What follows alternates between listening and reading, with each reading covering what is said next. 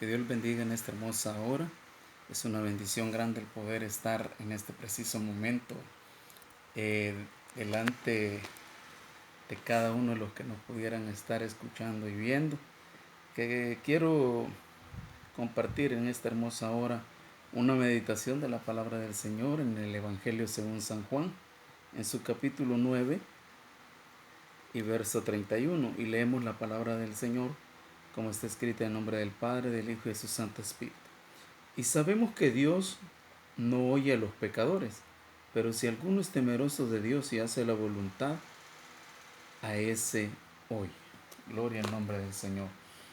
Cuando nosotros nos enfocamos a través de su palabra en todas y cada una de las promesas que Dios tiene para con cada uno de nosotros, podemos ver que Dios es amplio en su amor, en su misericordia para con toda la humanidad. Pero al conocer que Dios es amplio con toda la humanidad, estamos hablando que todos aquellos que le buscan a Él, todos aquellos que se humillan delante de la presencia del Señor, tienen la posibilidad de poder alcanzar la misericordia de Dios. ¿Por qué? Porque si bien es cierto, Dios envió a su Hijo Jesucristo a este mundo para morir por cada uno de nosotros, pero debemos de reconocer algo. No todo es de gratis, como muchos creen. No todo es de gratis. ¿Por qué? Veamos lo que dice en el Evangelio según San Juan en su capítulo 1, en el verso 11 y 12, cuando dice de la siguiente manera: a los suyos vino y los suyos no le recibieron, mas a todos los que le recibieron, a los que creen en su nombre, les dio potestad de ser hechos hijos de Dios. Entonces, ¿qué quiere decir? ¿Quiénes son los hijos de Dios? A todos aquellos que le recibieron a Él. Y es por eso de que en este momento, cuando yo leo esta porción de la palabra del Señor, vemos un caso muy en particular en el cual había una secta acusando a un hombre que era ciego de nacimiento. Jesús había hecho una obra muy grande y lo había hecho como siempre en un día de reposo. Entonces esta secta religiosa le acusaba a este hombre y le preguntaba quién había hecho el milagro. Pero a ellos no les bastaba de que él les dijera que era Jesús el que había hecho el milagro. ¿Por qué? Porque según esta secta religiosa, los hombres no pueden hacer milagros. Y están en lo correcto, estaban en una parte, estaban en lo correcto. Pero que cuando ellos no se imaginaron que quien estaba haciendo los milagros no era un hombre, no era cualquier persona, sino que era Jesucristo, nuestro Señor y nuestro Salvador, 100% hombre, 100% Dios. ¿Por qué? Porque Él tenía la autoridad, Él tenía el poder, Él tenía todas las facultades de poder hacer todo aquello a lo que su padre le había enviado a él. Y es por eso que en algún momento aquel hombre se cansa de tanta interrogación y viene y les dice la siguiente frase que está en el verso 31. Y sabemos que Dios no oye a los pecadores, pero si alguno es temeroso de Dios y hace su voluntad, a ese oye. Entonces, ¿qué quiere decir esto? Aquel hombre les estaba dando una respuesta muy sencilla. Bueno, si ustedes no creen de que Él tiene poder, de que aún Él es Dios, vámonos a esta frase bien entendible. Sabemos que Dios no oye a los pecadores, pero si alguno es temeroso de Dios y hace su voluntad, a ese oye. En pocas palabras, este hombre les estaba diciendo de que aquel hombre que había efectuado sanidad en él, primeramente tenía dos aspectos. Número uno, era temeroso de Dios. Número dos, era escuchado por Dios mismo. ¿Para qué? Para hacer los milagros, los prodigios y las maravillas. Ahora bien, en nuestra actualidad, en nuestros tiempos, el tiempo de los milagros no ha pasado. El tiempo de las maravillas no se ha terminado y su palabra lo dice, que Él es el mismo de ayer, de hoy y de siempre. Pero yo quiero que usted haga un énfasis en lo que la palabra del Señor también dice en Segunda de Crónicas capítulo 7 y verso 14, cuando dice de la siguiente manera: si se humillare mi pueblo, sobre el cual mi nombre es invocado, y oraren y buscaren mi rostro y se convirtieren de sus malos caminos, entonces yo iré desde los cielos y perdonaré sus pecados y sanaré su tierra. Hay varios factores que yo quiero mencionar el por qué yo en algún momento he mencionado este versículo bíblico. Recuerde que desde un inicio estamos hablando de que Dios no oye a los pecadores. El Señor en esta porción está haciendo un pacto con Salomón. Salomón acababa de terminar de construir el templo. Y en aquel momento Salomón le pidió algo a Dios, que esa casa siempre fuera vista por Dios, que ese lugar, todas las oraciones fueran contestadas, que en ese lugar todo aquel que anduviera en pecado, cuando clamare, él pudiera ser escuchado y que la misericordia pueda llegar hasta su vida.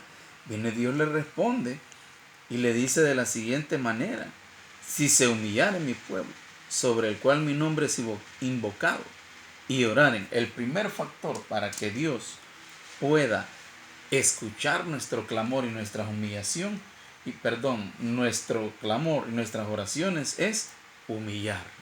¿Por qué? Porque eso es lo que más nos cuesta al ser humano, eso es lo que más nos cuesta a los hombres, ser humilde. Aún nuestro Maestro, nuestro Señor Jesucristo, Él mencionó en el Monte de la Bienaventuranza, en el capítulo 5 de Mateo, que eran bienaventurados los humildes de corazón, porque ellos iban a ver a Dios. Entonces, ¿qué quiere decir esta porción? Lo primero, para poder tener milagros efectivos, para poder obtener oraciones contestadas, debemos de utilizar el primer factor: humillarnos delante de Dios. El salmista David lo decía en uno de sus salmos, en el Salmo 32, en su versículo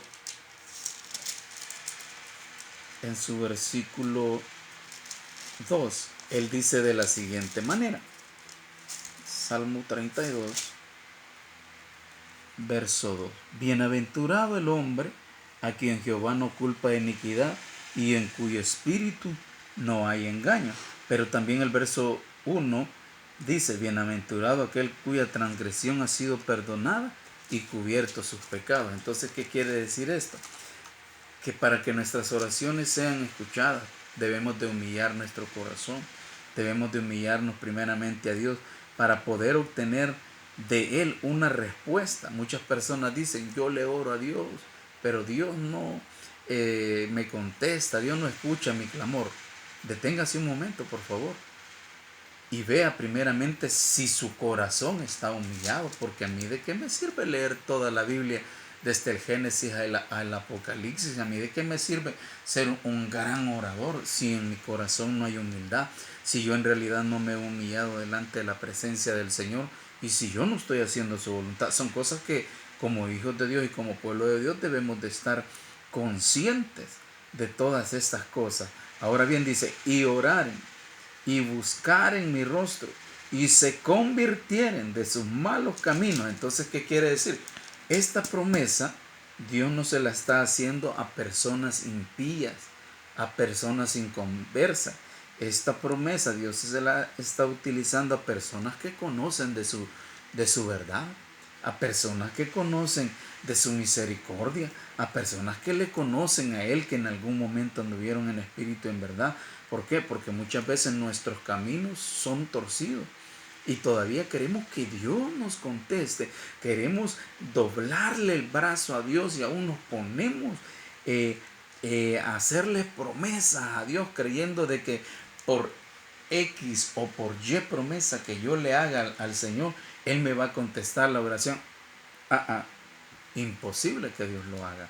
¿Por qué? Porque Dios lo primeramente que ve es la humildad, es el corazón en el corazón del hombre. Si en verdad hay humildad, y no solamente humildad, sino que verdaderamente si nuestros caminos están siendo conforme a su voluntad. Y vea lo que dice: entonces yo oiré desde los cielos y perdonaré sus pecados y sanaré su tierra. Entonces, ¿qué es lo que Dios desea en la vida del hombre? Dios desea todo. Dios desea que el hombre tenga paz, Dios desea que el hombre tenga comunión, Dios desea que el hombre obtenga todo lo que él quiera, porque el escritor Santiago, él decía de la siguiente manera,